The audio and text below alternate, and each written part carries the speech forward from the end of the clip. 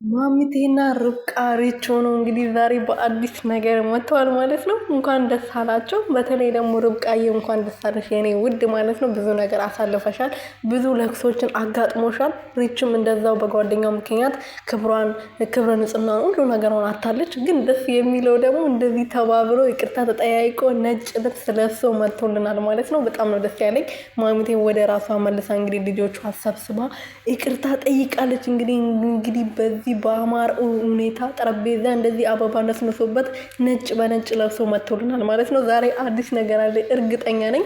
በዛሬ ደግሞ ዛሬ የሚለቀቃል ክፍል 43 ማለት ነው። ትናንት በጣም አዝነን ቢሆንም ዛሬ ደግሞ እንደዚህ ሊያስደስቱን ፈታ ሊያደርጉን መጥቶልናል ማለት ነው።